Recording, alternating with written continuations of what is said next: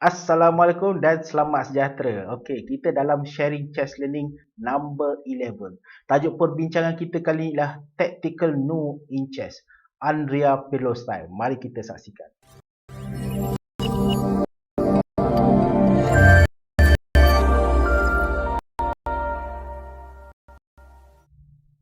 Okey, kita dive in terus dalam saya punya ini in the middle of the game. So, akhirnya kita akan bincangkan tentang apakah tactical move yang terbaik in this position.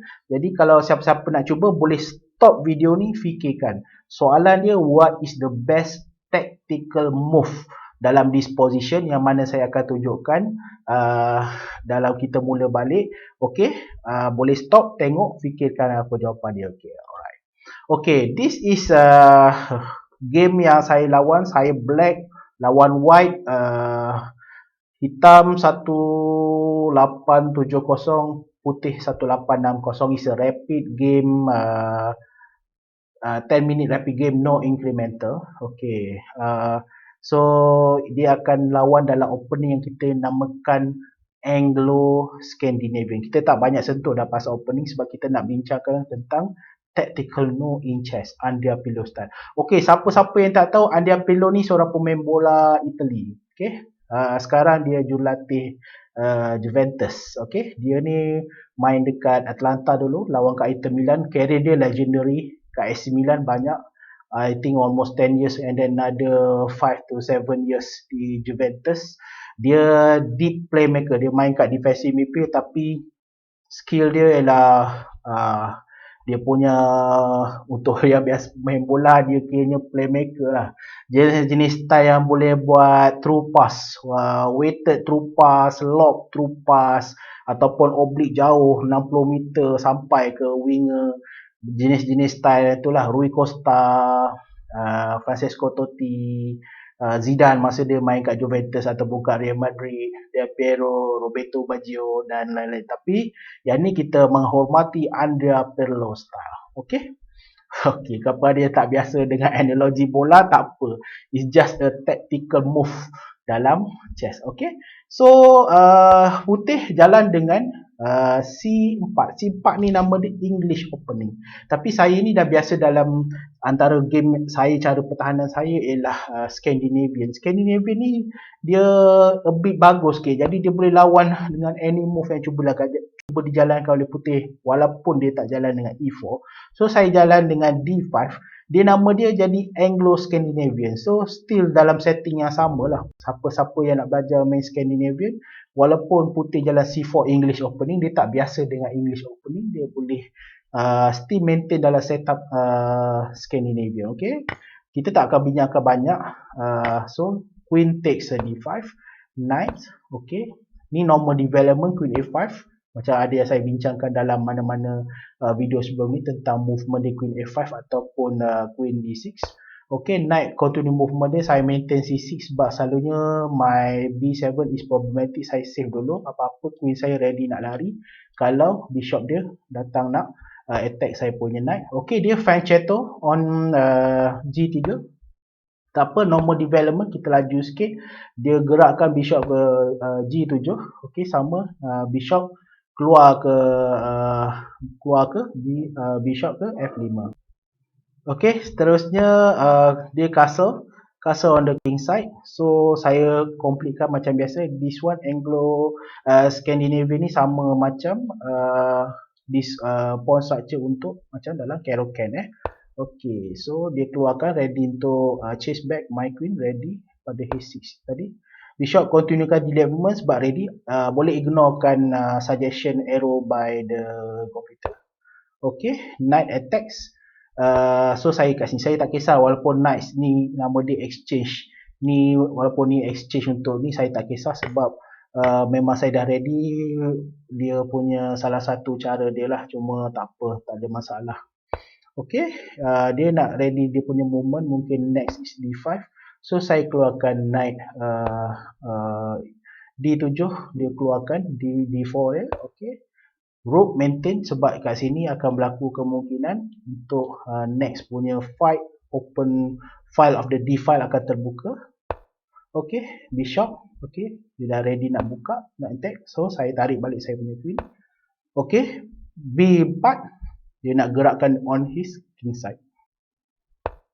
Okey, saya gerakkan sikit. So tak ada masalah. Ready, nampak ni dia punya rook untuk attack. So saya bersedia untuk fight dalam C file dia. Okey, knight tak ada masalah. It's just a displaced knight over there. Tak berapa bagus kalau fikirkan. Hanging, tak ada apa-apa idea untuk bergerak ke sana. Tapi tak apa. Position dalam Caro-Kann Scandinavia ni dia memang solid lah. Solid defensively. Tapi a bit drawish lah sebab dia tak ada inisiatif sangat untuk serang tengah. Saya dah punya experience makin lama dia a bit drawish. Kita kena ada something yang kita kena ambil inisiatif, something unpredictable yang mana kita akan tunjuk dalam game ni, baru kita ada chance untuk menang dalam Scandinavian Caro-Kann setup. Okay, queen lari. Okay, pawn di sini saya silap sebab bila saya lari sebenarnya saya tak nampak pawn kat sini yang mana dia boleh takes free kan. So sebenarnya saya punya movement of this queen is kesilapan lah. So kat sini saya dah lost 1 dalam game 1870 punya rating ni. Tak boleh buat silap lah. So kat sini saya punya kesilapan. Jadi dia makan takes. Saya gerakkan saya punya knight. Dia takes. Okay, saya ambil dia punya rook. Okay, pawn dia tolak, control center. So dalam position walaupun saya defensif tapi nampak center memang diorang control lah yang opponent saya ni dengan strong D dan E pawn, double pawn center. Okay, saya lari balik tapi dia punya, kalau kita ni sebab Caro-Kann Scandinavia ni kalau kita punya setting ni dia punya defensive position boleh lah tapi tak boleh pasif sangat. Okay, pawn tolak. Saya close the tu. So bila saya close maksudnya bishop dia this is consider a bad bishop lah sebab dia punya pawn structure ni telah close dia punya light square of the bishop. Okay, so queen. Okay, ni balik kepada soalan tadi. Jadi kita ada banyak perbincangan dalam video chess ni tentang strategi apa semua. Saya punya experience bila dah naik daripada 1005, 1006, 1007, 1008 ni, dia macam ni cara kita pembelajaran. Kita belajar tentang macam mana kita nak control game, macam mana kita nak control small advantage, macam mana kita nak belajar opening, macam mana kita nak end game, macam mana nak strategi.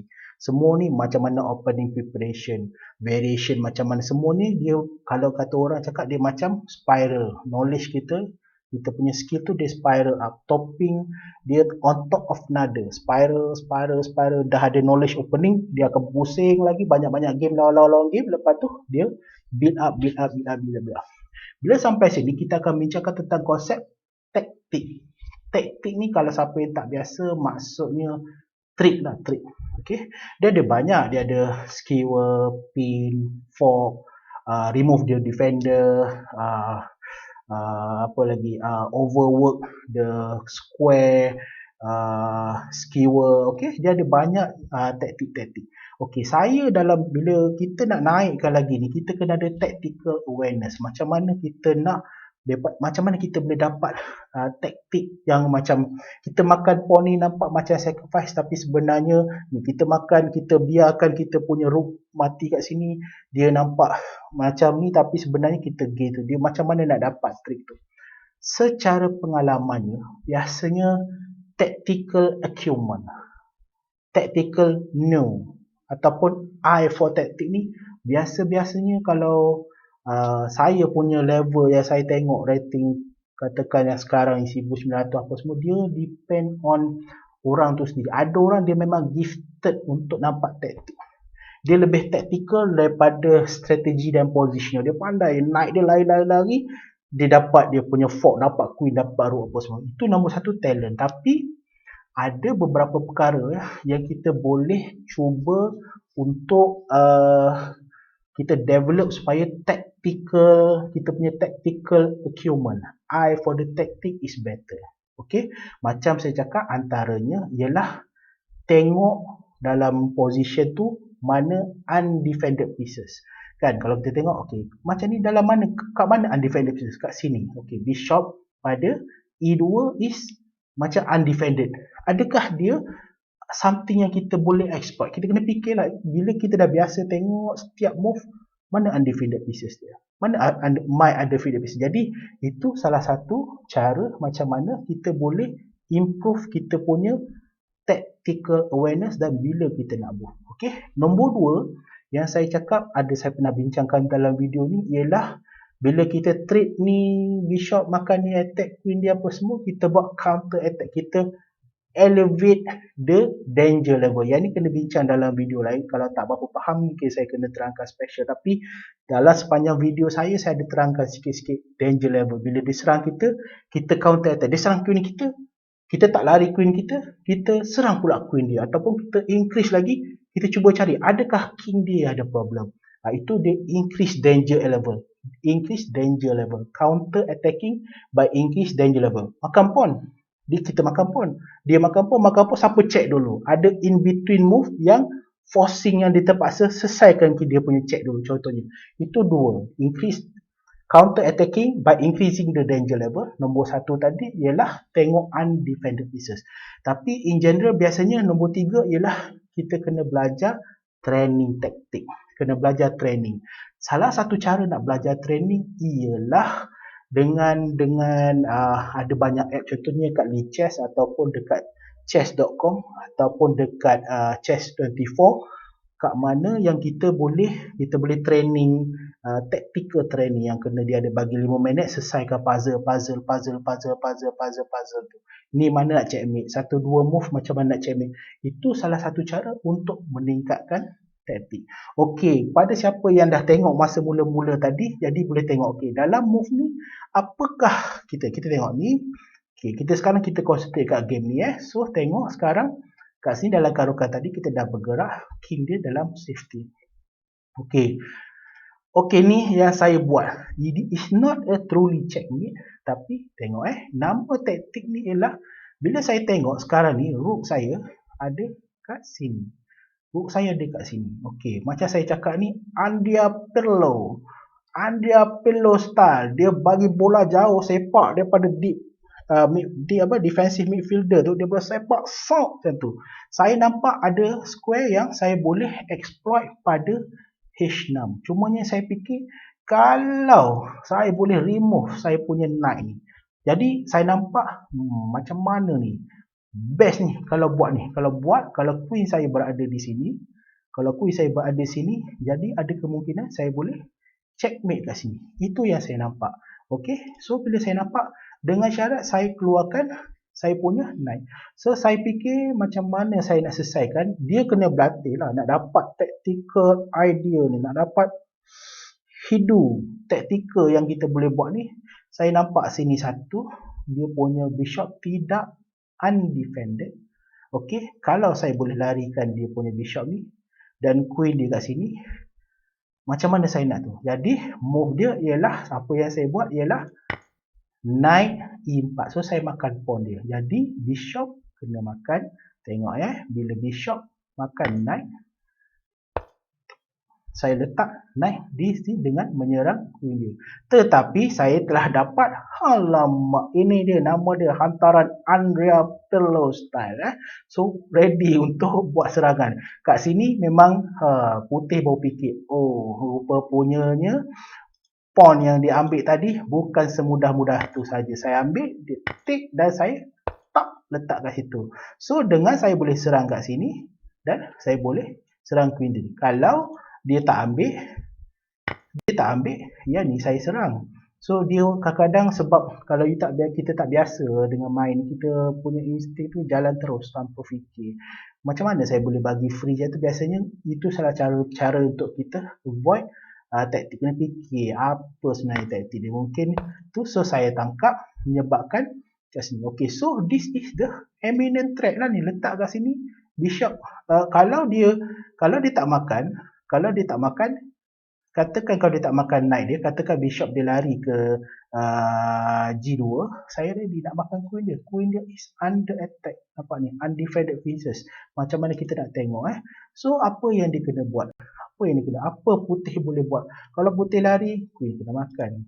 Okay, queen, the only position dia pula queen lari kat sini dan saya boleh makan knight dia. Nampak? Nampak macam mana dia nak kena fikir. Kat sini putih ambil take time. Macam mana apa move dia. Jadi kita tengok apa yang dia buat.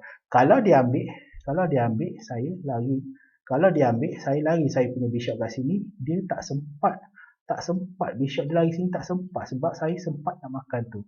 Oh, macam Andrea Pirlo Okey, kalau siapa-siapa tak biasa, kena google Andrea Pirlo, pemain bola sepak. Sekarang coach Juventus Italy. Okey.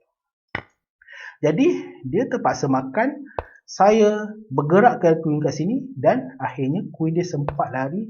Okey, salah satu cara dia okey tak sempat lari. Queen tak sempat nak kejar ni sebab saya makan. Jadi dia dah fikir setelah calculation dia lari. Cumanya this is not a checkmate lah. Dia sempat lari tapi ini nama dia splitting defense. Defense splitting pass. Through pass. Lob pass yang boleh break the defense. Tengok tu. Walaupun saya dalam keadaan saya sacrifice saya punya knight dalam position macam ni, macam mana? Satu, dua knight dia lebih daripada saya, tapi king dia totally out. So, macam saya cakap, 5, king safety, material, power, material, tempo, space dan pawn structure. Dalam hal ni, king safety is absolutely in jeopardy oleh white. So, this is the tactical move. Okay.